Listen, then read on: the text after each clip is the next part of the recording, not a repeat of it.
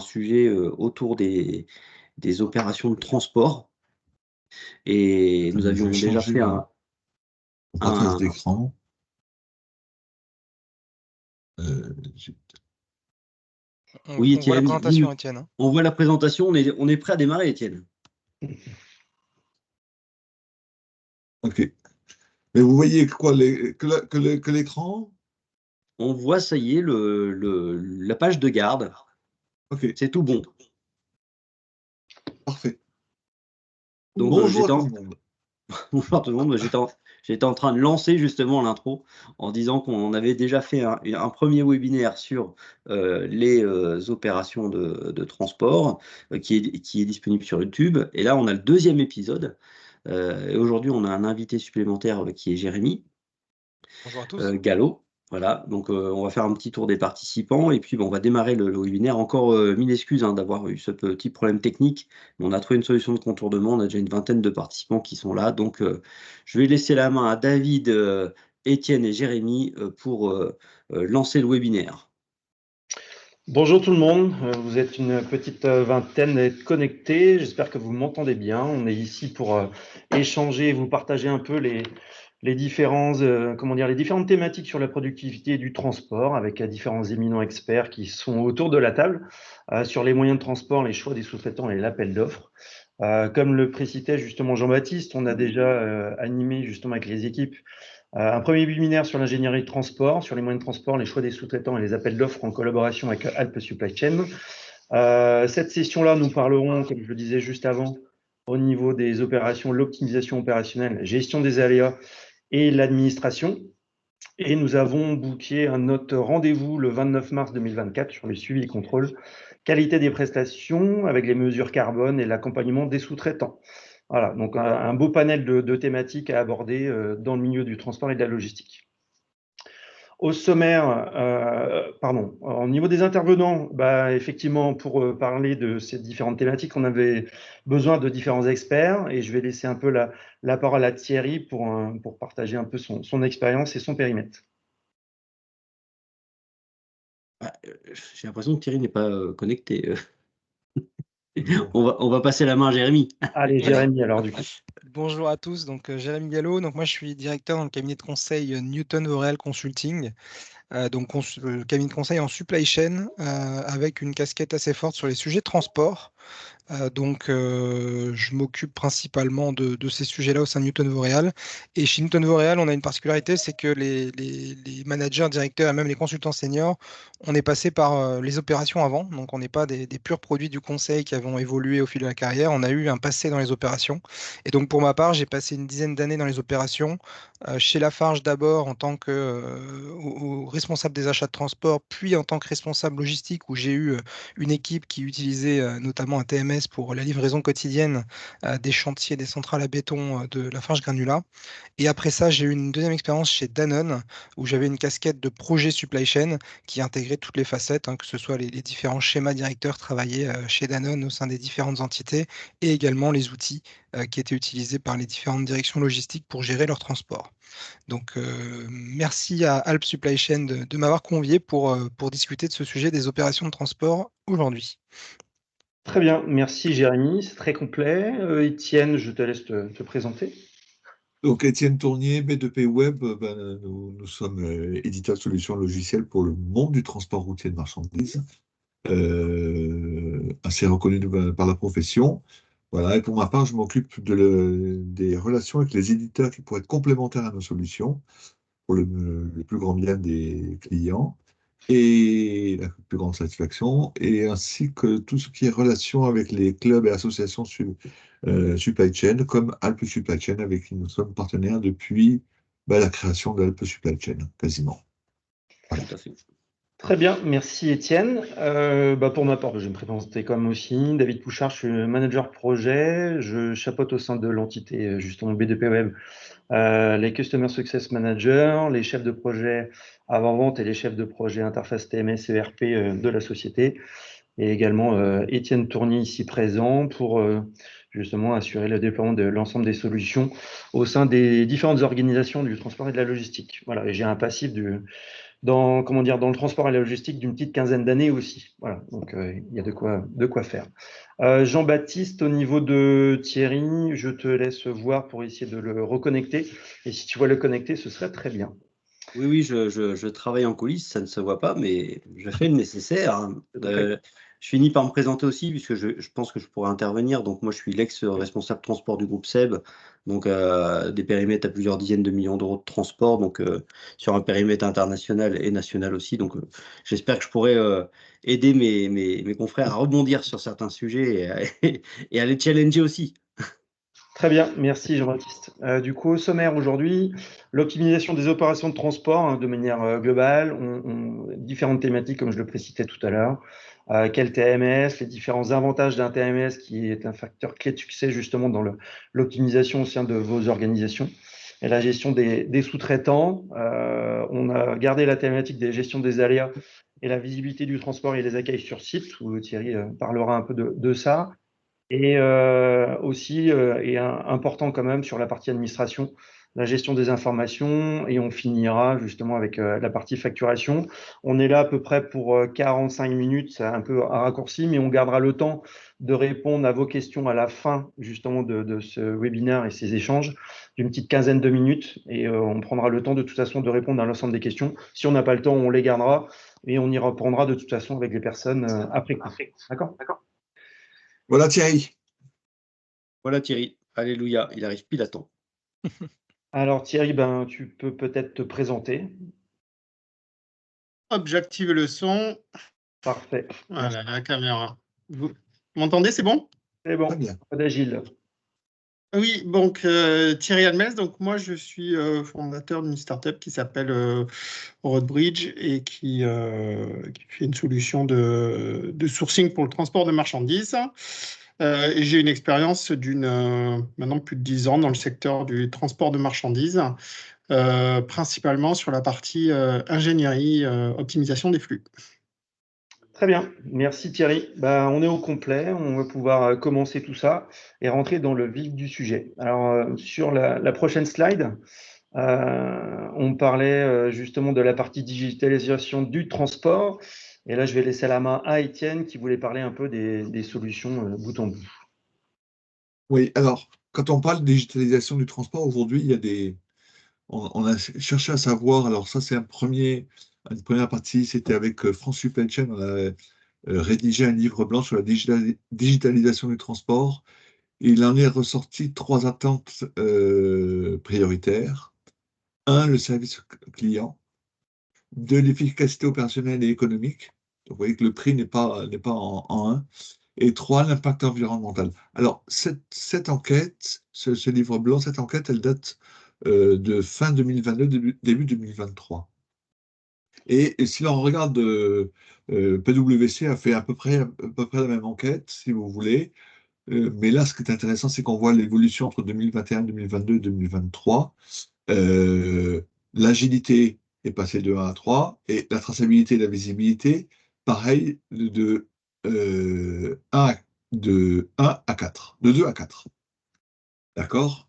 Parce qu'on le verra plus loin, la traçabilité, si ça a été un sujet à un moment donné prioritaire pour tout le monde, le problème, c'est que la traçabilité sans outils derrière pour faire le suivi, c'est pas la peine. C'est très difficile. Donc voilà. Ce qui est passé en premier, ben, c'est toujours, on retrouve la satisfaction client, les délais et autres. Et les enjeux environnementaux en deuxième position maintenant. Si on continue sur cette enquête, 2023, on veut quand même une visibilité, une visibilité de bout en bout. On veut mesurer de la performance et réduire et maîtriser les coûts, ça vient en troisième position. Et on gardera toujours, à l'horizon 2025, le suivi du transport, le track and trace sera important. Mais encore une fois, le track and trace tout seul ne fonctionnera pas. Et nous y reviendrons un peu plus loin, si vous voulez. Donc aujourd'hui, 67% des directions de supply chain considèrent la visibilité de bout en bout comme un apport essentiel à la digitalisation du transport. Mais c'est surtout pour la satisfaction du client. C'est important parce que les clients, ils veulent savoir Ils sont habitués quand ils consomment chez Amazon ou autre, sur n'importe quel site, ou voir Chronopost, ils sont au courant de quand est-ce que va être livré leur produit qu'ils ont commandé. Eh bien, en B2B, ils en ont besoin aussi, de plus en plus. D'accord. Alors, si on parle de digitalisation du transport, on va se retrouver face, ça c'est un radar tout pareil qu'on a créé avec France Supply Chain pour la digitalisation du transport, pour ce livret blanc. Et on couvre en fait toute la partie TMS, qu'elle soit transporteur ou chargeur, et ça on va y revenir tout à l'heure avec Jérémy. On peut parler d'optimisation du transport, la gestion des colis, tout ce qui est gestion des quais, on va en parler avec Thierry. Les bourses de fret orientées chargeurs là, et pas transporteurs. Et puis tout ce qui va être visibilité du transport, que ce soit de la visibilité internationale, visibilité sur la route, ainsi de suite. D'accord? Donc, il y a énormément de solutions. Il y a de quoi perdre tout le monde.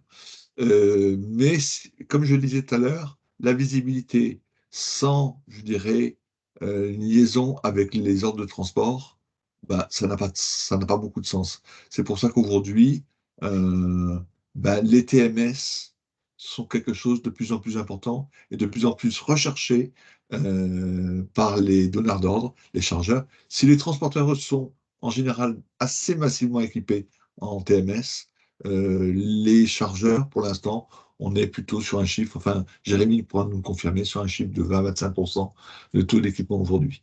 Donc aujourd'hui, c'est beaucoup, les ordres de transport partent encore beaucoup par mail, sortent de l'ERP et, et pas encore beaucoup des TMS. Mais je vais laisser la parole à Jérémy pour vous parler un peu de cette partie-là qui est assez importante.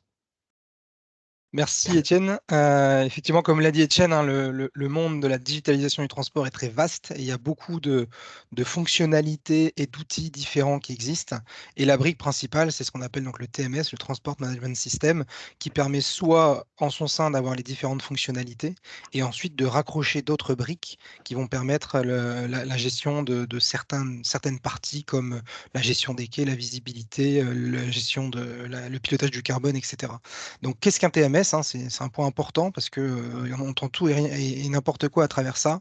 Donc, comme l'a dit Étienne, le TMS transporteur, c'est vraiment un outil qui est très déployé. C'est leur outil d'exploitation au quotidien. Il y en a beaucoup qui ont développé des outils internes. Il y en a d'autres qui utilisent des solutions propres à de l'exploitation de transport, qui permet de gérer des moyens, des plannings, des marges. Ça va jusqu'à la paye des chauffeurs, des sous-traitants, etc. Donc, c'est vraiment un outil au cœur du métier des transporteurs. Nous, ce qu'on voulait parler aujourd'hui, c'est plus la partie TMS chargeur. Donc là, vous êtes quelqu'un qui consomme du transport, qui achète du transport et qui l'utilise au quotidien pour charger et transporter vos produits vers vos clients. Donc, un petit retour en arrière. L'objectif initial d'un TMS chargeur, c'était de mieux piloter et optimiser ses flux et ses coûts. Donc ça, c'est ce qu'on entend depuis une vingtaine d'années, hein, depuis l'émergence de ces outils TMS pour les chargeurs, avec des gains attendus qui étaient à l'époque où moi j'ai commencé dans ces métiers-là, on parlait de 5 à 10% d'un gain grâce à un TMS. À la fois des gains parce qu'on achète mieux, parce qu'on opère mieux, parce qu'on optimise mieux, et aussi des gains de réduction de charges pour les équipes qui permettent de mieux faire avec moins de monde. Donc, comme je l'ai dit, hein, c'est des outils qui sont assez récents. Ça fait une vingtaine d'années que ça existe et qui sont encore assez peu déployés chez les chargeurs. Comme l'a dit Étienne, on recense environ 20-25% des chargeurs qui sont équipés, ce qui est relativement faible pour un outil qui permet de simplifier et de digitaliser. Ce qu'on s'aperçoit plus récemment, c'est qu'il y a des nouveaux besoins qui émergent au niveau des TMS, le service client. Là encore, comme vous l'a dit Étienne, hein, les gens sont habitués à avoir un tracking qui dit à quel moment le colis va arriver dans des plages horaires presque, etc. Et ils veulent la même chose en B2B. Donc, quelqu'un qui reçoit une livraison veut savoir quand est-ce qu'il va être livré pour pouvoir mettre en place ses opérations derrière de stockage, de production, etc. Donc, on a besoin d'améliorer cette visibilité, ce service client, grâce à ces outils de type-là. Et je ne parle pas aussi de certains qui appliquent des pénalités quand les transports ne sont pas dans des créneaux horaires assez restreints. Et du coup, piloter ça, ça vous permet d'éviter de nombreuses pénalités et des coûts financiers qui vont avec. On a besoin aujourd'hui de plus en plus de prendre en compte les enjeux environnementaux. Donc effectivement, comme on dit, pour bien piloter et réduire, il faut commencer par mesurer. Et la mesure, ça passe par la visibilité de qu'est-ce que j'achète, qu'est-ce que je consomme comme transport et comment je peux opérer ça et piloter ça grâce à mon outil de management du transport. On a aussi une complexité qui est de plus en plus forte des supply chains, avec de plus en plus de sous-traitance, d'imbriquer les différentes briques de production ou de livraison entre elles, qui fait qu'on a de plus en plus de mal à avoir la visibilité bout en bout des flux. On a une digitalisation qui s'accélère et qui permet de nouvelles fonctionnalités. Donc, en face de ces nouveaux besoins, on a aussi des nouvelles solutions grâce à la digitalisation. Donc, bien sûr, on a un outil qui était un peu dans son coin à l'époque ou assez peu connecté avec les autres outils de l'entreprise, qui aujourd'hui permet de se connecter avec tous les outils, que ce soit l'ERP central de l'entreprise, mais aussi les outils de prévision, de production, de vente. Donc avec tous ces outils-là, ça permet de se connecter et la digitalisation permet d'avoir une vision qui n'est pas que transport, mais qui va au-delà des besoins de l'entreprise.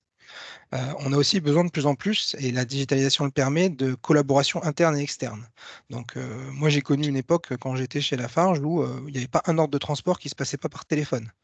Aujourd'hui, on a quand même des outils qui nous permettent d'optimiser un peu ça, d'envoyer des choses un peu plus facilement, grâce notamment au TMS et aux outils de messagerie directe ou de notification. En interne aussi. En interne aussi, c'est plus facile d'avoir des choses à valider qui sont dans un process de validation des différentes personnes en interne, plutôt que de passer par du téléphone ou des boucles de mail qui n'en terminent pas. On a aussi les outils de visibilité de bout en bout, donc on en parlera un peu plus loin, notamment Thierry qui en parlera un peu plus loin, qui permettent de faire des choses qui n'étaient pas possibles il y a une vingtaine d'années au début des TMS et qui aujourd'hui permettent d'avoir une bonne visibilité.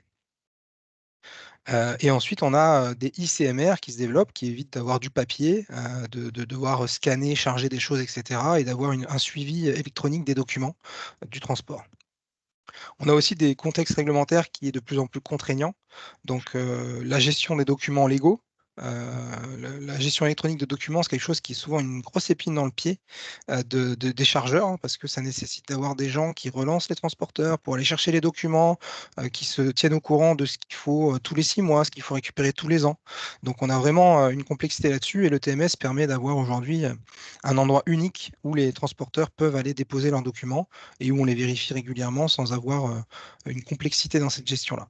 Il y a aussi les obligations de vigilance vis-à-vis des transporteurs que vous pouvez mieux piloter grâce à ces outils.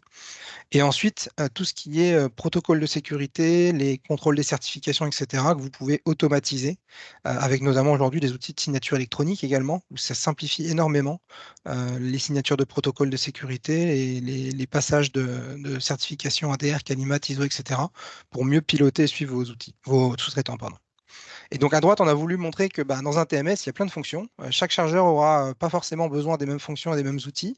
Mais aujourd'hui, voilà, c'est un outil et des outils qui viennent se connecter dessus qui permettent d'aller utiliser les fonctionnalités qui vous sont propres, qui sont vos besoins propres, et ensuite d'en ouvrir petit à petit. Il y en a certains qui auront besoin d'optimiser le remplissage, d'autres qui seront uniquement sur du camion complet, ils n'auront pas d'intérêt d'aller chercher des remplissages.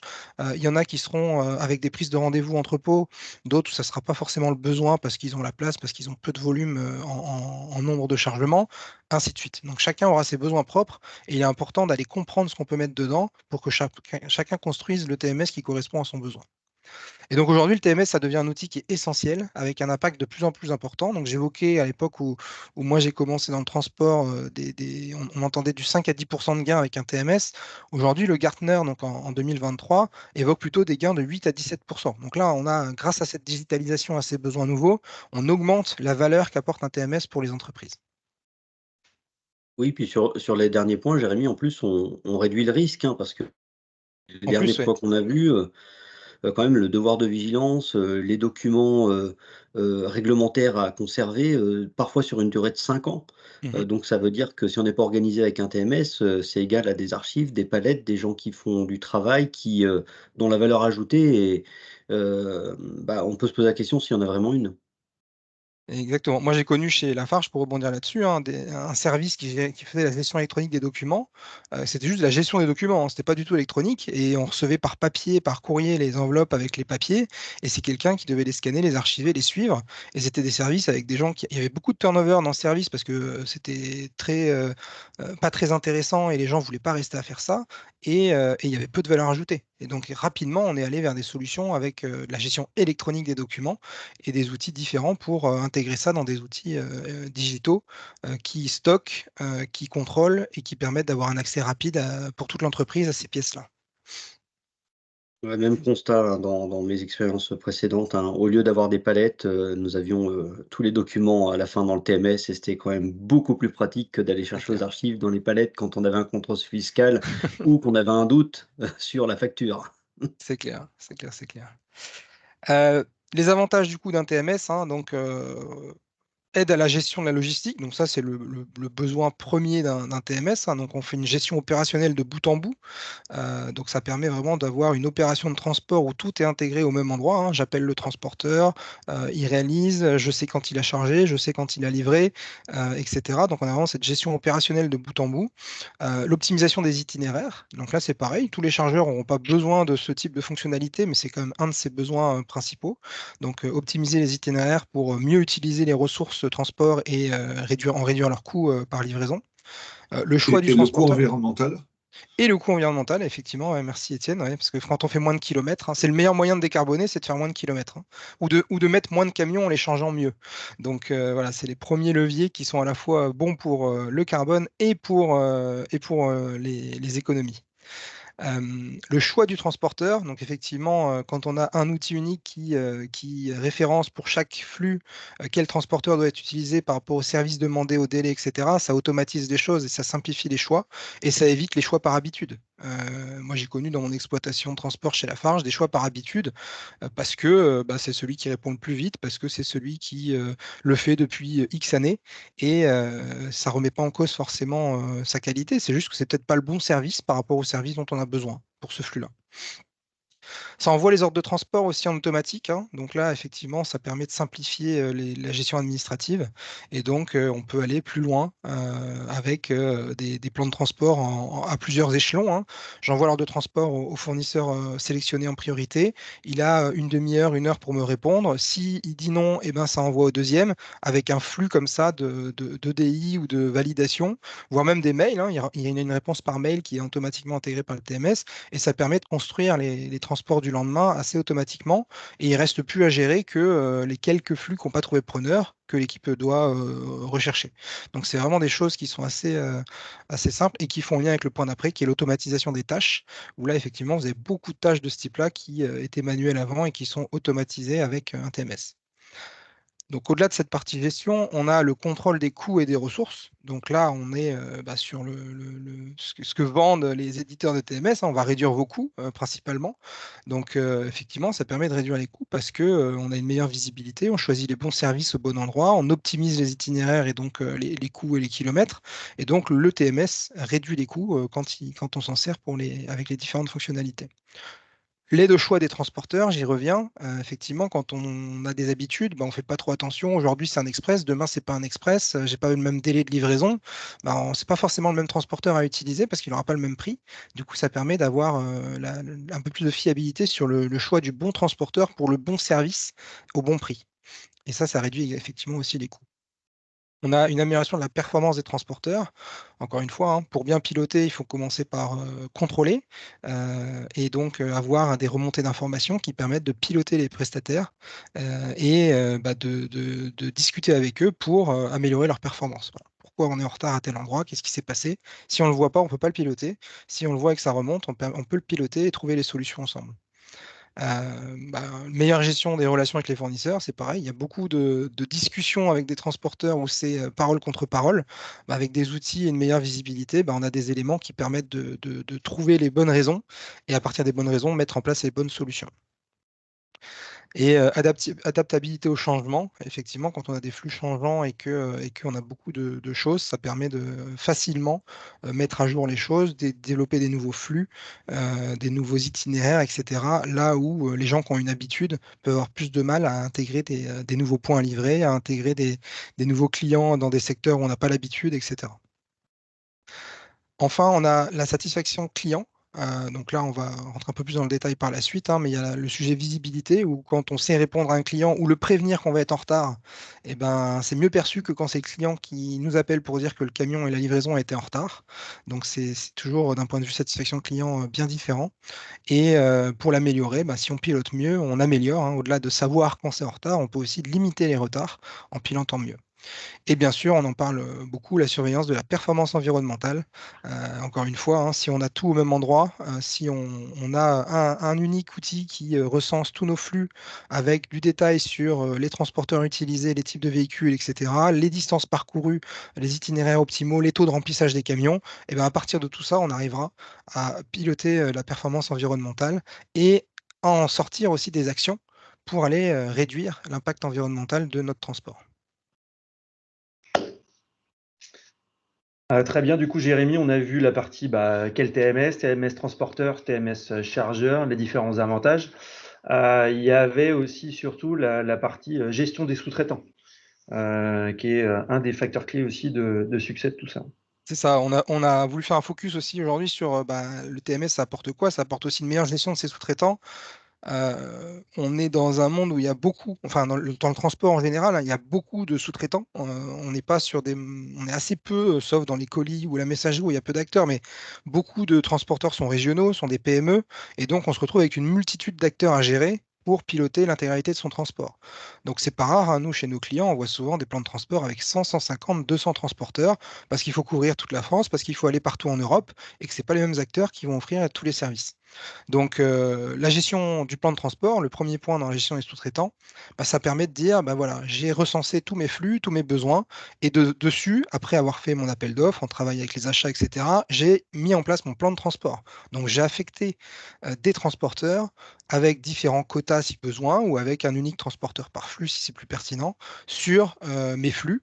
Et donc, j'ai un plan qui dit, pour tel flux, c'est tel transporteur qui va le faire, ou plusieurs transporteurs qui vont le faire avec des règles de gestion pour affecter chacun. Et potentiellement des quotas pour répartir aussi la charge. Moi, j'ai connu chez un de mes clients récemment, il n'avait pas de TMS et il disait, moi, quand je fais mon appel d'offres, c'est un flux, un transporteur et il prend tout. Sauf que c'était un business avec pas mal de variations. Donc, il y avait des semaines où le transporteur, on lui disait de faire 10 flux vers le département pour lequel il avait été retenu. La semaine d'après, il n'en avait plus que 3. Donc, d'un point de vue transporteur, c'est compliqué de gérer ces variations-là. Alors que si on avait un quota et une répartition, les variations de charge se répartissent sur plusieurs transporteurs, ce qui permet d'avoir à la fois des transporteurs qui sont réguliers et qui mettent un tarif qui correspond à cette régularité, parce que ça coûte moins cher d'avoir 2 flux garantis par semaine que de passer de 2 à 10. Donc voilà, ça permet d'avoir cette gestion-là, cette souplesse-là qu'on ne peut pas avoir ou qu'on peut avoir difficilement sans outils qui permettent de le gérer. Et ensuite, on a quand même des grilles tarifaires dans le transport qui sont complexes. Un camion complet, c'est assez facile. On est sur 1 euro par tonne pour certains métiers. On est sur un camion complet point A, point B pour d'autres. Dès qu'on tombe dans du LTL, donc de la messagerie ou du lot, on est sur des grilles plus complexes. Le maritime, l'aérien aussi, ont des particularités avec beaucoup de surcharges. En fonction des incoterms, vous n'allez pas payer toutes les surcharges. C'est pas à vous qu'elles incombent, etc. Et donc, intégrer ces grilles tarifaires dans votre plan de transport et affecter sur chaque flux un service, un besoin et un tarif qui va avec, ça permet de rapidement faire le lien avec la suite, hein, et notamment la partie facturation qu'on verra à la fin, pour bien gérer que vous payez le bon prix au bon prestataire et que vous avez bien intégré tout ça facilement, et aussi d'avoir tout ça à un seul endroit. Voilà. Souvent, quand nous, on fait des diagnostics chez nos clients, on demande les tarifs et on a plusieurs versions qui arrivent. Ah oui, mais ça, c'est avec la dernière mise à jour. Ça, l'inbound a été mis à jour, mais pas la outbound. Et on a du mal à consolider un seul endroit avec les tarifs à jour. Là, dans le TMS, vous avez un unique endroit où les tarifs doivent être mis à jour parce que c'est votre outil unique de pilotage. Oui, alors en plus, je pense que Jérémy, il y a certains TMS qui offrent la possibilité d'avoir un module appel d'offres dans leur, En plus, ouais. brique applicative, et donc ça permet de passer de l'appel d'offres, la partie achat, à la partie exécution. Tout à fait, ouais. On en parle un peu plus loin, effectivement, où quand on parlait de collaboration avec l'externe, ça permet aussi, et l'interne, hein, ça permet aussi d'intégrer les achats pour leurs outils. On extrait les flux plus facilement aussi. Pour mieux acheter et pour avoir la visibilité des volumes passés, des flux, des parts de marché de chaque transporteur, etc. L'acheteur, en amont de son appel d'offres, peut avoir accès à tout ça. Ensuite, il peut faire son appel d'offres dans les modules d'achat que proposent aujourd'hui beaucoup de TMS. Et ensuite, les tarifs sont directement intégrés dans le TMS pour la gestion derrière. Donc, effectivement, ça simplifie toute la boucle en intégrant la partie sourcing et achat. Deuxième partie dans la gestion des sous-traitants, le passage des ordres de transport. Donc, effectivement, on a une automatisation du process d'envoi des ordres de transport et de confirmation des transporteurs. Parce que passer un ordre, c'est bien. S'assurer que le transporteur, il a bien reçu, il a bien les moyens pour le faire et il va prendre les ordres qu'on lui a envoyés, c'est bien aussi. Donc, il y a souvent un process d'automatisation des allers-retours entre les chargeurs qui envoient leurs ordres et les transporteurs qui les acceptent. Des fois, c'est des boucles de mail, mais qui sont automatiquement gérées par les TMS ou directement en EDI avec une connexion sur l'outil qui permet à chacun de se connecter et de valider ses ordres. Donc, il y a différents EDI moyens. ou API, hein. Ou EDI ou API, bien sûr, ouais. Et donc, il y a différents moyens de faire ça, mais au moins, ça automatise ce process-là, ça évite les appels téléphoniques incessants. Moi, j'ai connu l'époque où est-ce que tu prends, je ne sais pas, je vérifie, je te rappelle, et il y a 2 ou 3 coups de téléphone pour valider un OT et sécuriser que le flux sera bien pris le lendemain. Et ensuite, on a aussi paramétrer les règles en cas de refus d'un ordre de transport. Donc, le transporteur, il a un quota. Des fois, il y a des pics d'activité, il ne peut pas tout prendre. Et ben, on a des règles qui envoient un deuxième, un troisième, jusqu'à un énième transporteur. Soit ceux qui sont dans les quotas, soit ceux qui sont dit en backup. J'ai des transporteurs retenus en backup et je leur propose les flux. Et ensuite, si toute cette boucle-là n'a pas permis de trouver le transporteur, d'affecter l'ordre de transport, et ben, on peut basculer sur une demande spot. Donc, ça fait le lien avec le troisième pavé ici. On a de plus en plus de modules dans les TMS qui permettent d'acheter du spot parce qu'on a toujours des flux qui ne sont pas habituels, qui sont hors plan de transport, un express qui n'est pas prévu et qu'il faut absolument gérer, des transporteurs qui sont défaillants ou des hausses de volume, etc. Donc on a besoin de gérer du spot. Et donc les modules que proposent les TMS permettent d'avoir rapidement une demande de cotation qui part à certains transporteurs que vous auriez préqualifiés. Donc pour l'Express, vous avez une dizaine de transporteurs qui sont préqualifiés. C'est à cela que ça part pour une demande en Express. Pour une zone géographique, un pays de destination, ces choses-là, vous avez préqualifié certains transporteurs, c'est chez eux que ça part. Donc faire du spot, ça ne veut pas dire que vous allez avoir n'importe quel transporteur que vous ne connaissez pas qui va venir charger chez vous et où ça va poser des problèmes avec les documentations, les langues des chauffeurs et tout ce qu'on veut. C'est vous qui préqualifiez ça dans l'outil pour que les demandes, elles partent et que ce soit assez rapide pour vous d'envoyer des demandes spot. Si ça ne fonctionne pas, après, vous avez aussi accès, et notamment, il y a beaucoup de... Dans le radar, c'était une des particularités dans la partie, effectivement, sourcing, des bourses de fret ou des plateformes de mise en relation entre les chargeurs et les transporteurs qui, là, vous permettent d'élargir un peu le sourcing et d'aller chercher les transporteurs avec qui vous ne travaillez pas aujourd'hui. C'est aussi un moyen, j'ai moi des clients qui utilisent de base une part de spot dans leur plan de transport pour aller trouver des nouveaux transporteurs. Donc c'est aussi une part qui dit ça va être mon spot récurrent et ça permet d'aller tester des transporteurs et petit à petit de les intégrer dans le plan de transport en dur. Donc c'est aussi un moyen d'aller faire du sourcing et de trouver des nouvelles solutions, d'avoir ces outils qui vous mettent en relation avec différents transporteurs et de découvrir ceux que vous ne connaissez pas et qui sont intéressants pour réaliser au flux.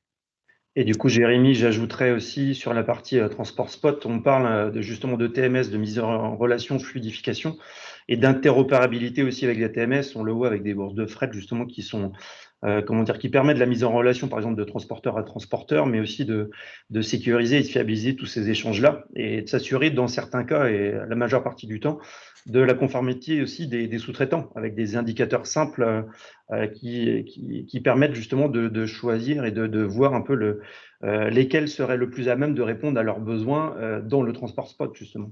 Oui, tout à fait. Ouais. Comme il y a la plateforme a fait un premier travail justement de préqualification et ça permet de rapidement trouver les transporteurs transporteurs qui sont en adéquation avec vos besoins et qui vont correspondre avec une certification qui va bien, avec les documents qui ont été vérifiés en amont, etc. Parce que souvent, c'est des besoins qu'on a de faire vite. Quand on a besoin d'un spot, c'est pour trouver le transport pour le lendemain, hein, souvent. Donc, on a besoin d'aller vite et ces plateformes permettent effectivement d'avoir cette boucle de vérification qu'on n'aurait pas forcément le temps de faire si on devait passer 20 coups de téléphone pour trouver le transporteur qui est capable de réaliser le transport. Ouais, oui, il y a quand même un risque, hein, dans ces opérations de spot si on passe pas par des plateformes. Le risque, c'est de perdre sa marchandise, hein, tout simplement, de se la faire voler. Donc c'est pas neutre et on n'a aucun recours. Donc c'est très risqué. Donc je conseille vraiment d'aller Tout à fait. vers des acteurs qui font le job de vérifier l'identité, l'immatriculation des camions, enfin plein de choses que nous, on n'aurait pas le temps de faire en tant que chargeur. Ouais, tout à fait, ouais, tout à fait. Et dernier point du coup, dans la gestion pardon, des sous-traitants, tout ce qui est chargement et déchargement. Donc là encore, hein, il y a des outils de TMS, que ce soit des briques fonctionnelles du TMS ou des outils qui viennent se plugger dessus, qui sont spécifiques sur ces modules-là, qui permettent la prise de rendez-vous et la gestion des quais. Donc c'est un sujet qui est souvent majeur parce que vous avez beaucoup d'usines ou d'entrepôts où si tous les camions arrivent en même temps, ça ne marche pas. Donc il faut vraiment avoir une bonne gestion de ces rendez-vous et de ces quais pour pouvoir assurer la fluidité dans les chargements. Et nous, on a vu beaucoup de cas de chargeurs qui n'avaient pas ces outils-là et qui se plaignaient d'avoir tous les camions arrivent en même temps. Je leur dis de venir plus tard, mais il ne vient pas, etc. Si le process est clair, que la prise de rendez-vous est bien faite et que on gère à l'arrivée, on verra tout à l'heure les bornes d'accueil des chauffeurs, etc. S'il y a ces outils-là qui existent, et ben, les transporteurs, ils se calent dans le rendez-vous qu'ils ont pris et ça fluidifie les flux. Ça évite les transporteurs qui râlent parce que moi j'étais à l'heure mais j'ai attendu 4 heures, il y a les autres qui me sont passés devant, etc. Donc vous cassez tout ça et ça simplifie fortement à la fois votre nombre de chargements que vous pouvez gérer sur un site, le respect des heures, parce que quand vous ne respectez pas les heures, c'est vos transporteurs qui ne sont pas contents, les temps d'attente, vous réduisez les coûts des temps d'attente et tout ce qui va avec ce sujet-là. Donc c'est vraiment un sujet majeur que les TMS aujourd'hui savent bien gérer, que ce soit en propre ou avec des modules qui se connectent facilement dessus. Et on a aussi une notion de suivi des retours et des échanges. Les échanges palettes, c'est un sujet qui existe encore et qui prend beaucoup d'énergie pour beaucoup d'entreprises. Et il y a des solutions qui existent pour justement intégrer ça dans la gestion du transport avec un outil qui permet de saisir l'arrivée et le nombre de palettes et de gérer les compteurs en automatique dans l'outil, etc. Et pareil pour les boucles emballage avec les sous-traitants. Vous pouvez intégrer combien d'emballages sont partis, combien d'emballages sont revenus et avoir ces compteurs qui se suivent pour pouvoir piloter et suivre et relancer les transporteurs qui ne rendent pas suffisamment les palettes, que leurs compteurs sont négatifs, etc. Vous avez les outils qui vous permettent de piloter ça sans créer une usine à gaz Excel où vous n'avez jamais les bonnes informations au bon moment, au bon endroit.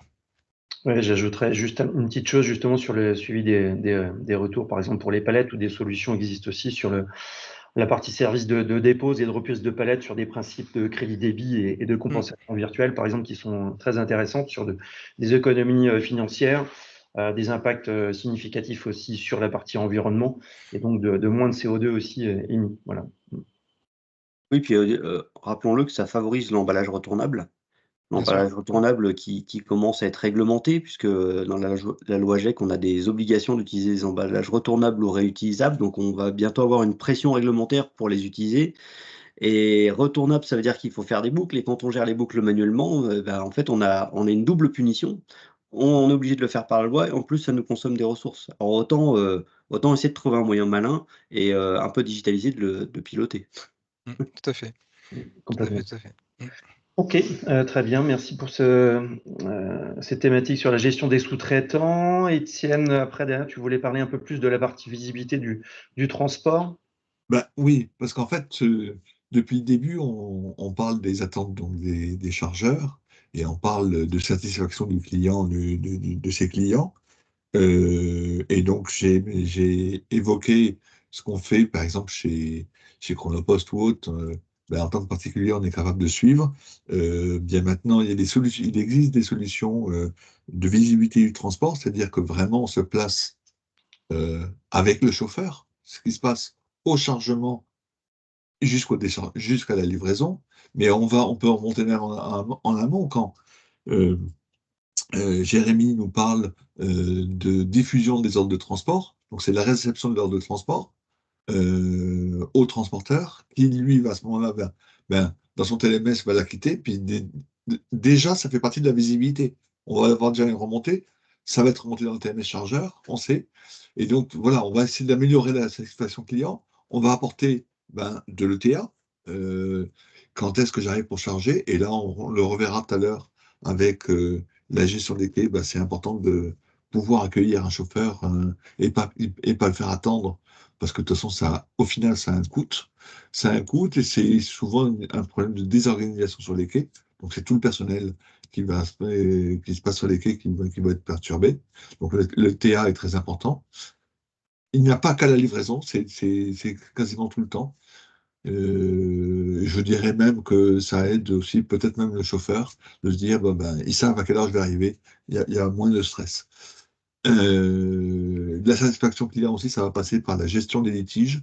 Aujourd'hui, lorsqu'il y a un litige, le chauffeur a une note là, sur sa lettre de voiture, sur son cahier, je sais pas, il a un document qui repart avec. Puis quand il arrivera le soir ou à la fin de la semaine chez son employeur, il déposera toute sa liasse et on va commencer à gérer les litiges peut-être des fois une semaine après. Là, je dirais que la visibilité de transport, les solutions de visibilité de transport, on va être capable, ne serait-ce que le chauffeur, il prend une photo et de la remonter immédiatement. Et peut-être avant que même il reparte, qu'on lui donne l'action qu'il a à faire. Ok, tu reprends le colis, tu reprends la palette, tu laisses ça là, c'est bon, on a vu, on a vu avec le client, on va pouvoir lui envoyer le complément. Voilà. Donc ça, c'est assez important et c'est très réactif. Visibilité et transport, ça va apporter aussi une chose, et c'est bon pour les deux parties, que ce soit pour le chargeur et pour les transporteurs, parce qu'aujourd'hui, il y a des transporteurs qui vont se prendre des pénalités de retard parce qu'on dit, mais t'étais pas à l'heure, et ils n'ont pas de quoi le prouver forcément. Et c'est pareil pour un chargeur, lorsqu'il fait une livraison chez, je sais pas moi, on voit par exemple dans la grande distribution, il y a énormément de pénalités qui sont données par la grande distribution, par exemple. Au moins, je dirais, là, on a un horodatage complet du chargement, de la livraison, on est arrivé à telle heure. On est arrivé sur site, on était accueilli sur site à telle heure. Donc, nous, on n'était pas en retard. Voilà. Donc, ça permet quand même moi, on m'a toujours dit de parler avec de la donnée. Ben là, la donnée, elle est disponible et c'est factuel. D'accord. Et puis, ça permet aussi, je dirais, un donneur d'ordre, quand il travaille avec ses sous-traitants, il y a des contrats avec les sous-traitants, ça permet de mesurer la qualité de son sous-traitant. Et je dirais même, ça peut aider aussi le transporteur, le sous-traitant, de se dire, OK, il faut que je fasse des efforts là, j'ai tel effort. Mais c'est pas que lui, forcément. Des fois, c'est le chargeur qui dit, oui, mais j'ai un mauvais accueil sur les quais. Donc, comment est-ce qu'on va améliorer des choses? Voilà. Donc ça nous paraît important. En fait, c'est Oui, pour essayer de toujours améliorer oui, alors la qualité. je te Oui. rejoins, Étienne. Effectivement, on a tendance à braquer l'objectif sur le transporteur en disant qu'il est en retard, mais souvent, quand on rentre dans ces logiques avec des datas, on s'aperçoit que parfois, c'est nous-mêmes chargeurs qui avons des difficultés, puisque quand on peut prouver que le transporteur était bien à l'heure et que finalement, on l'a chargé que 2, 3, 4 heures plus tard, on est en droit de se dire, bon, en interne, si on veut vraiment être honnête, on doit peut-être revoir des processus chez nous, parce que c'est un peu facile de tirer sur l'ambulance et de mettre des pénalités aux transporteurs, alors que parfois, c'est assez salvateur de regarder comment on est organisé et de se mettre un peu en contrainte pour mieux livrer une bonne qualité de service vis-à-vis des transporteurs, puisqu'un transporteur qui vient sur un site et qui est satisfait de son accueil en termes de ponctualité, c'est un transporteur qu'on va fidéliser, qui va aimer travailler avec nous. Alors qu'à l'inverse, voilà, quand on aura besoin d'un service et que ce transporteur aura eu des pénalités et que, il est souvent, pris en retard chez nous, il aura tendance à privilégier d'autres clients. Oui, oui, tout à fait, Jean-Baptiste. On voit de plus en plus de chargeurs qui, quand ils parlent de leur transporteur, leur sous-traitant, pour eux, ce sont des partenaires, c'est des partenaires de l'entreprise. Euh, Et c'est quand même toujours plus agréable d'avoir à peu près toujours le même chauffeur qui va arriver sur un site parce qu'il connaît le site. Enfin, il n'y a pas de découverte à chaque fois. Donc voilà, c'est cette notion de partenariat qui est importante. Enfin, le troisième point, moi, qui est attendu aussi par tout le monde, c'est la mesure de l'impact environnemental. Encore une fois, avec de la donnée, on est capable de mesurer. Et là, le TMS, quand il va recevoir l'heure de transport, le temps qui est passé sur la route, le poids transporté, et il va être capable de sortir le coût CO2. Parce qu'on parle de coût CO2, en fait, hein, dans le cadre du scope 3. Je dirais que même avec la visibilité du transport, on pourrait même aller jusqu'à ce qu'on appelle le scope 4, c'est-à-dire d'être extrêmement précis sur le transport de cette palette a coûté tant en CO2 pour aller jusque-là. Et pour l'instant, déjà, rien que le scope 3, c'est déjà pas mal. Et puis, ça permet des fois aussi de pouvoir optimiser les modes de transport, parce qu'on va parler de plus en plus de report modal. Et là, de voir qu'est-ce qu'on peut faire. Et pareil, il existe des solutions sur le marché pour, pour suivre. Alors, l'important, ça sera de suivre.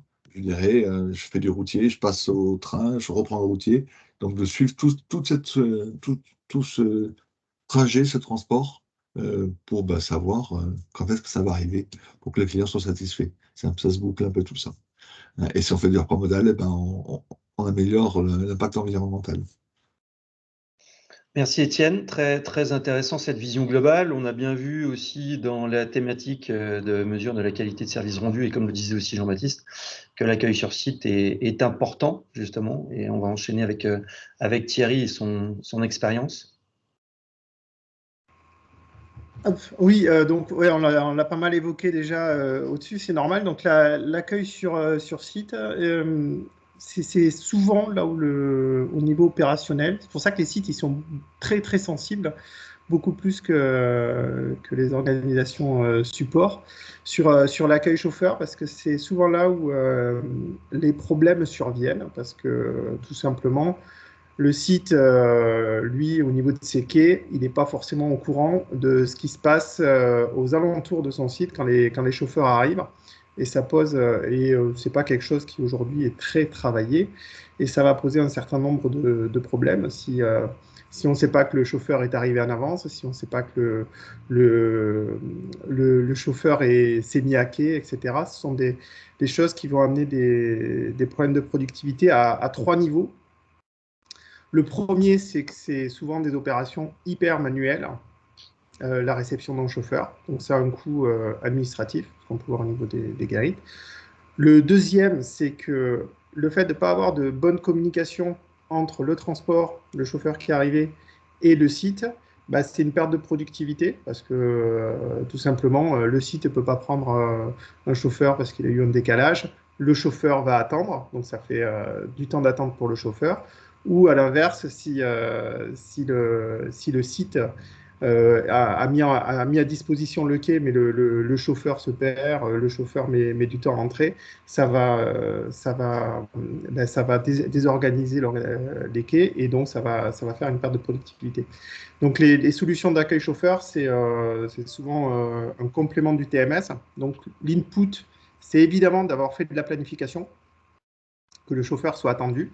Et puis après, l'idée, c'est il y a toujours un écart entre l'attendu et le réel, c'est de pouvoir venir capter quand le chauffeur est arrivé, toute l'information, c'est-à-dire qu'il puisse s'annoncer. Donc souvent, ce qui est mis en place, c'est soit via téléphone, soit via des bornes, des accès multilangues pour qu'il puisse venir rentrer un certain nombre d'informations. Après, souvent, les quais sont informés et donc après, le quai peut communiquer avec le chauffeur. Souvent par SMS, pour lui dire ah, ben, t'es arrivé en avance, j'ai un quai de libre, va te mettre sur le quai. Donc là, le quai va pouvoir jouer avec le chauffeur et va pouvoir faire de la productivité. Et ensuite, ben, c'est toute l'automatisation qui va être importante sur l'entrée chauffeur, que ce soit avec des outils type des solutions type lecteur de plaques, type capteur de présence à quai, etc. Et donc, c'est cette suite-là qui va permettre de faire des petits gains au niveau du processus d'accueil du chauffeur. Et quand c'est mis en place, ce qu'on constate généralement, c'est une réduction de moitié au moins des coûts d'accueil, premièrement. Une réduction, alors ça dépend d'où on part, de l'ordre de 10 à 20% sur l'organisation des quais en expédition, au niveau des caristes. Et après, une réduction du temps d'attente de l'ordre de 20 à 30% pour les chauffeurs. Donc, mis bout à bout, ça fait un gain qui est non négligeable. Et après, il y a tout l'aspect qualité qui a été évoqué au-dessus. Et notamment, par exemple, la possibilité de faire signer un protocole de sécurité, de le faire lire, etc. Donc, il y a énormément de gains à pouvoir mettre des solutions de ce type sur les sites. Par contre, ce qui se passe, c'est que chaque site ayant ses spécificités, c'est des solutions qui doivent s'adapter au site. Mais c'est vraiment un complément c'est le bout du TMS, en fait. Le TMS planifie. Ces outils-là viennent récupérer l'information, font l'accueil, font l'écart, et puis finalement, les infos sont remontées dans le TMS. Ouais, bon, enfin moi je suis surpris de l'arrivée tardive de ces solutions parce que quand on a passé un peu de temps sur un quai, on se dit que tout ça effectivement c'est fondamental, hein. On a de plus en plus de chauffeurs qui viennent de l'Est, qui parlent pas forcément la langue, avec des sous-traitants qui n'ont pas forcément les protocoles de sécurité. Enfin, surtout, on ne sait pas quand est-ce qu'ils arrivent, on ne sait pas comment les diriger. Concrètement, sur un site, on l'externalise souvent à une entreprise de sécurité, la fameuse guitoune, hein, la guitoune, hein, tout simplement, où là, il y a des personnes qui reçoivent dans un petit local d'autres personnes, et tout ça, ça coûte quand même pas mal d'argent. Alors, il y a de l'humain, effectivement, quand on reçoit des chauffeurs, mais quand on ne sait pas se comprendre, ça peut aussi faire des crispations, et sur ces postes, il y a beaucoup de turnover. Et là, on est vite sur un coût à 50, 100 000 euros par an, hein. Quand on est en 2-8, il faut 2 personnes qui accueillent des chauffeurs en permanence sur des sites où il y a un peu de volume. Donc, c'est sûr que là, ça peut vraiment beaucoup aider, quoi. Ça fait baisser le niveau de tension également au niveau du site, effectivement. Là où concrètement, entre les chauffeurs et les personnes qui accueillent sur site, quand il y a beaucoup de temps d'attente et tout, il y a des problèmes carrément de sécurité, hein. Le ton monte assez vite, donc effectivement, ce type de solution amène aussi un climat social souvent plus apaisé. Alors, pourquoi ça n'a pas été mis en place plus tôt? Je ne sais pas forcément dire pourquoi. Moi, j'ai deux pistes. Le premier, c'est que ce n'est pas des solutions 100% digitales, dans le sens où souvent, il faut le coupler avec du matériel, parce qu'il faut se connecter finalement au réel, au terrain. Donc, il y a du matériel, ce qui, les dernières années, n'était pas forcément la tendance au niveau des solutions qui étaient proposées. Et le deuxième, c'est que c'est c'est quand même très lié au site, et c'est chaque site qui doit faire sa transformation. Donc, dans les ordres de priorité, peut-être ça a été mis un peu derrière. Ouais, puis le marché, hein, enfin je rappelle, le marché du TMS dans le monde, c'est 2 milliards d'euros. Les éditeurs français de TMS, ils sont plusieurs centaines. Alors ils sont pas tous gros comme les leaders, mais c'est beaucoup de monde sur le marché. Donc là, le YWMS, la gestion du parc, ça reste une niche dans la niche, quoi. Exactement. Et pour compléter un peu tout ça aussi, c'est vrai que on parle aussi de digital, mais il y a des solutions aussi collaboratives qui facilitent aussi la partie gestion des protocoles de sécurité entre les chargeurs et les commissionnaires, qui permet justement de dématérialiser un peu les protocoles, hein, dans les environnements sécurisés. Ça permet aussi de simplifier les diffusions des protocoles, donc ça, pareil, hein, moins de papier. Toujours bon pour la planète aussi. Ça fiabilise les opérations, hein, de chargement et de déchargement au niveau des conducteurs, et de sécuriser un peu tous les acteurs du transport vis-à-vis de leurs obligations légales. Parce que je rappelle que c'est légal aussi sur la partie protocole de sécurité. Dès qu'une entreprise de transport de marchandises fait pénétrer un véhicule dans une entreprise d'accueil, en vue d'une opération de chargement ou de déchargement, quel que soit le type de marchandise ou le tonnage et de la nature de l'entreprise. Ouais, puis on se rappelle que c'est de la faute du dirigeant, hein, quand le protocole de sécurité n'est pas mis en place, et c'est lui qui prend direct s'il y a un accident sur site, hein. Donc en termes de gestion de risque, ça devrait être en importance assez haute. C'est vrai qu'en fréquence, on a peu de risques, mais en importance, la responsabilité personnelle du dirigeant est engagée. Donc c'est important de ne pas jouer avec ça. Complètement. Et ce qui est important, ce que moi je rajouterais une chose sur les protocoles de sécurité, ce qui est important, c'est que ces protocoles soient. Parce qu'en général, on impose un protocole à un chauffeur. Et en fait, déjà, il faut aussi que le patron du chauffeur soit au courant de ce protocole pour que, au moins, quand le chauffeur arrive, il ait tous les équipements qu'il faut pour pouvoir gérer ce protocole. Ça semble important aussi. Alors, Étienne, moi je suis d'accord, et puis je vois aussi l'autre partie où on signe un appel d'offres avec des partenaires, et à un moment on leur dit, bah, va y avoir un protocole de sécurité, tout le monde nous dit oui, on le donne. Donc on signe l'appel d'offres, on est content, là, et Oui. puis on s'engage dans la mise en place, et puis les premiers chauffeurs arrivent, enfin les conducteurs, et là, ils n'ont pas de protocole sécurité, et quand on gratte un peu, on s'aperçoit que, bah, il y a de la sous-traitance, et dans le cadre de la sous-traitance en cascade, eh bien, les informations, elles passent pas toujours vers le conducteur qui lui est bien embêté parce qu'effectivement, à la fin, il n'a pas son gilet de sécurité, il n'a pas les chaussures de sécurité. Et déjà, ça empêche de procéder au chargement ou au déchargement. Ça.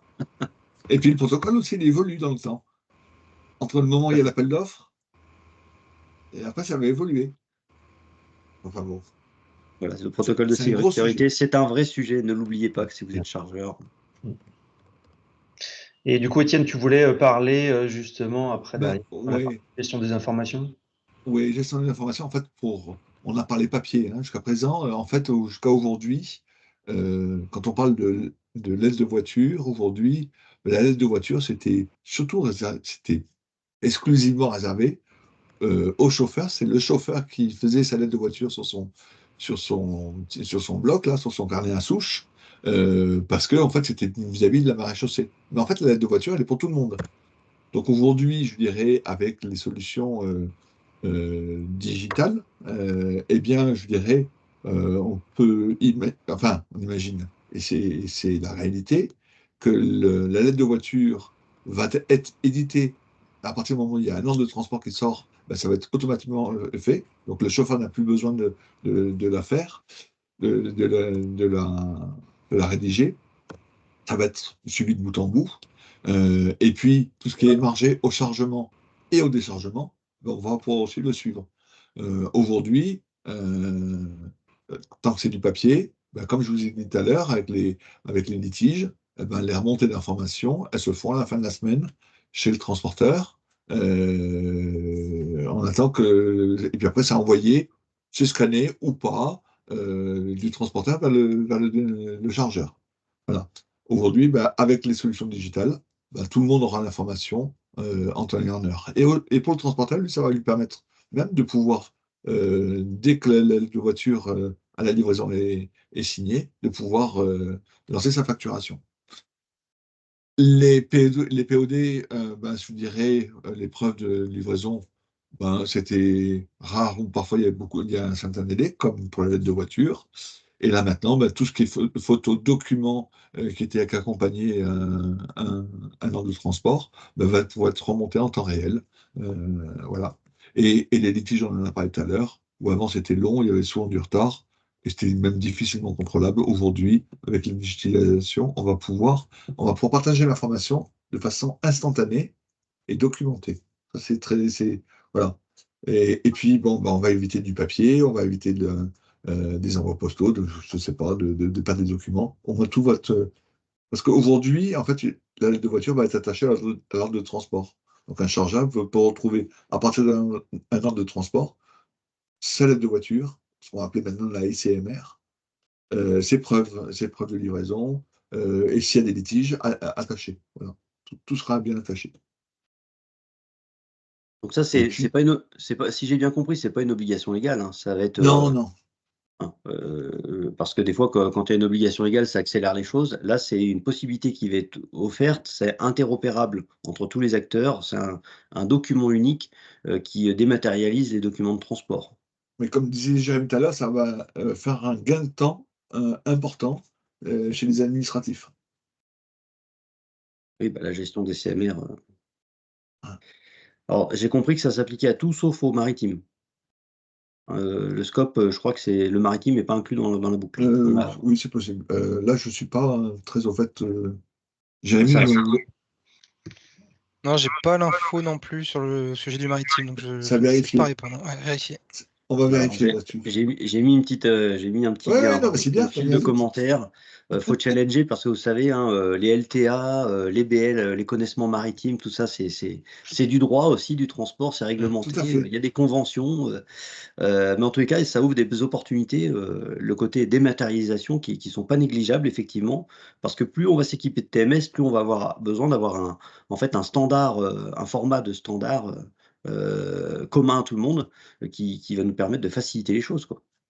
Alors, je reviens quand même juste sur la ICMR. Ça va être bientôt une obligation de l'avoir digitalisée, parce que, figure-toi quand même, Baptiste, que la maréchaussée, elle voit un camion arriver, et ben, elle pourra se connecter sur une base pour savoir qu'est-ce qu'il y a dans ce camion. Oui, mais elle peut le faire, mais elle ne sera pas forcément en mesure de dire au conducteur, bah, il faut que tu aies ton ICMR pour que je le fasse, parce que sinon, Ben, je crois que l'Europe va bientôt l'imposer, hein. bah voilà, en tout cas, c'est Et intéressant. c'est l'IFTI. Là, on est sur des 2025-2026, je crois, Ouais, les c'est ça. horizons, hein. Ouais. Alors Ben, c'est là, oui. demain, hein, Oui, 2025. on est sur du 2026. En fait, l'IFTI, c'est quoi? C'est en fait la nouvelle réglementation européenne sur la dématérialisation des documents de transport. On parle de standardisation au niveau France avec différents groupes comme le GTF là, qui permet de standardiser, on va dire, les différents échanges EDI et voire API. Là, on parle justement d'améliorer l'interopérabilité en fait logistique au niveau Union européenne. En fait, l'objectif, c'est quoi? C'est de faire face au faible niveau d'acceptation en fait des documents et des informations électroniques dans les échanges commerciaux et internationaux. Voilà. En gros, la nouvelle réglementation est applicable normalement en 2024, mais là, avec les différents ateliers qui sont réalisés, ils se projettent justement sur 2026. Il y aura d'ailleurs des échanges, une conférence là, qui sera faite au ECITEL, le Salon international de transport et logistique à Paris, d'ici 15 jours pour échanger un peu là-dessus. Mais c'est clair que c'est en gros améliorer l'interopérabilité logistique avec des plateformes certifiées IFTI. Il y a déjà des plateformes qui sont, on va dire, existantes, hein, et ça permet d'avoir la dématérialisation en fait des documents de transport et accessible simplement via des échanges par API. Voilà. Et ça, c'est en cours et prévision pour 2026, oui, tout à fait.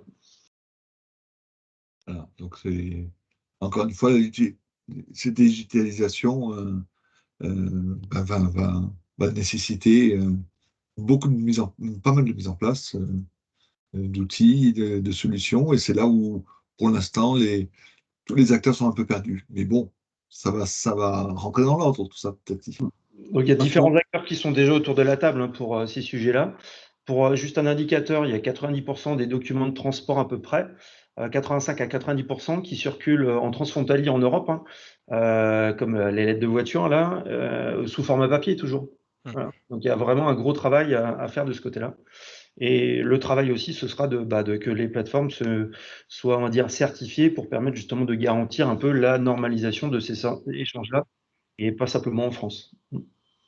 Oui, bon, je pense que ça va jouer aussi sur l'indice logistique. Vous savez, il y a un indice logistique par pays qui est produit par le FMI, et ça peut permettre de tirer vers le haut et globalement de pouvoir un peu se confronter à d'autres continents comme les US ou l'Asie, donc d'y gagner. Complètement. Et donc, je vois le chrono qui tourne. On avait le dernier point sur la facturation. Ouais, sur la Oui. facturation, donc il y a beaucoup de choses qui ont déjà été citées, donc je vais essayer de faire vite. La gestion des tarifs et des surcharges, donc comme on l'a dit, hein, dans le plan de transport, on intègre les différents grilles tarifaires, on mappe les flux de services et le transporteur avec le flux, pardon, le service et le transporteur avec le tarif et les surcharges associées. Donc ça permet cette gestion des tarifs directement dans le TMS. Et on met en place des process en interne pour la mise à jour des tarifs, avec une base unique des tarifs, comme on l'a dit tout à l'heure, hein. Donc, il y a un lien avec les achats de transport où c'est l'outil unique pour soit faire les appels d'offres, soit, s'il n'y a pas le module appel d'offres, au moins mettre à jour la base de données des tarifs dans le TMS. Ensuite, on a les TMS qui calculent des provisions et qui émettent des préfacturations. Donc, on a souvent effectivement besoin d'émettre des provisions pour les budgets que les grandes entreprises aiment beaucoup faire régulièrement. Et effectivement, ça permet rapidement d'émettre un budget à partir de prévisions de volume ou des choses comme ça, sans aller créer des usines à gaz pour estimer le budget qui pourrait être au plus juste. Mais on a un outil qui nous permet de le faire beaucoup plus simplement. Et ça génère aussi les relevés de transport avec le chiffrage associé. Donc en fin de mois, vous pouvez demander à votre TMS d'émettre le relevé de chacun de vos transporteurs avec les flux qu'il a réalisés et le tarif associé calculé directement.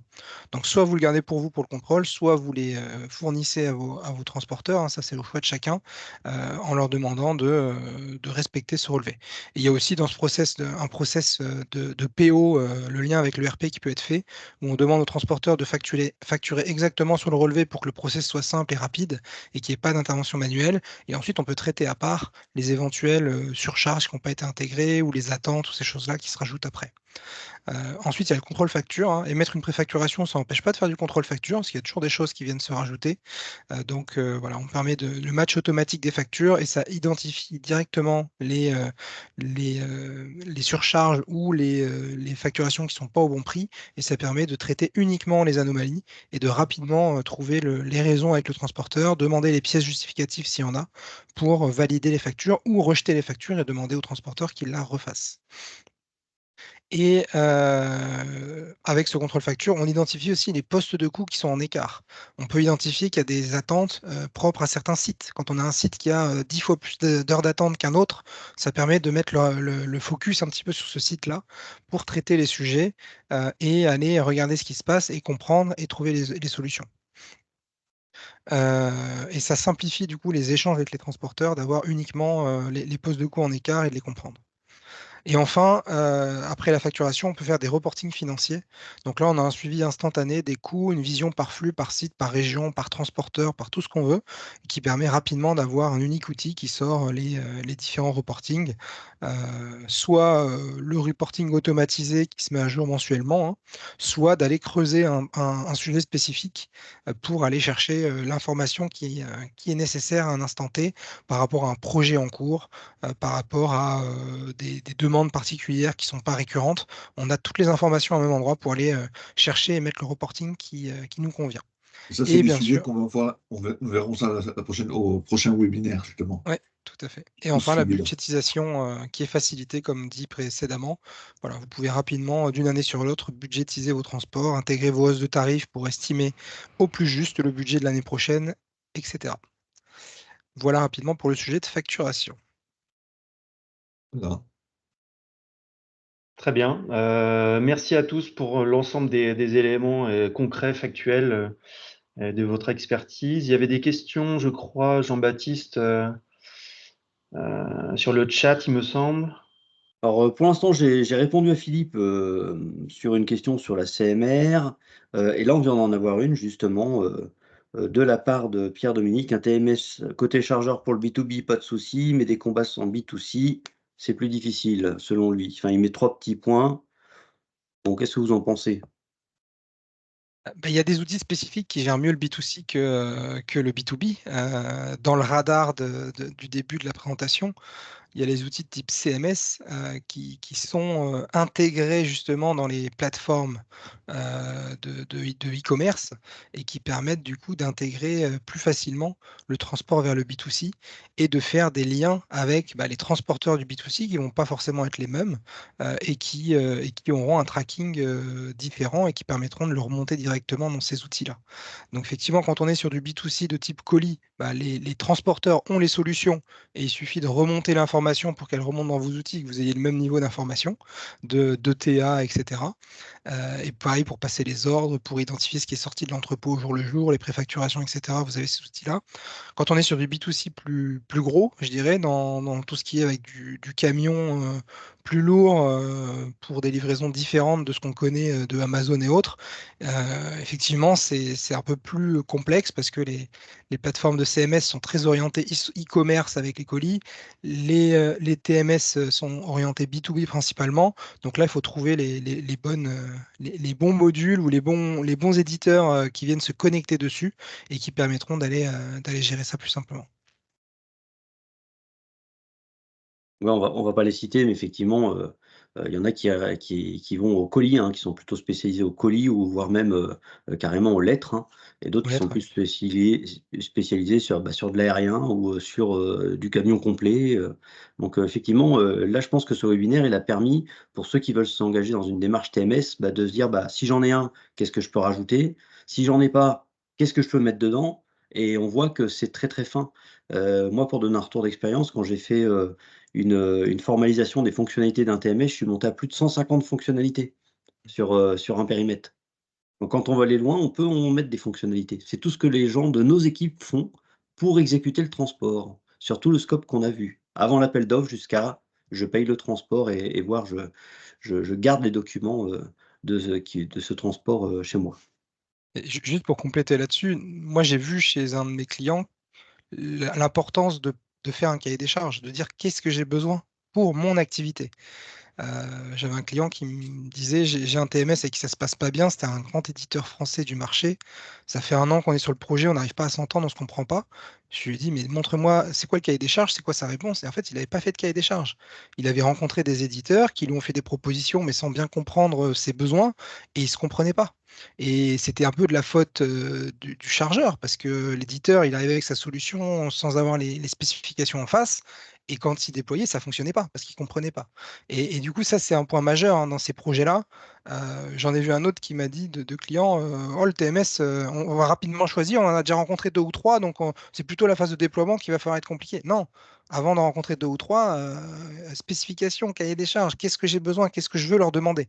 Et ensuite, les éditeurs, ils seront capables de répondre au cahier des charges, de proposer dans leur boucle de fonctionnalités celles qui correspondent à votre besoin et d'apporter la bonne solution. Et même, ils vous diront, ça, je ne sais pas faire. Par contre, je sais me connecter avec un tel qui sait le faire, et je vous propose une solution que moi j'intègre avec d'autres acteurs qui auront les bons modules.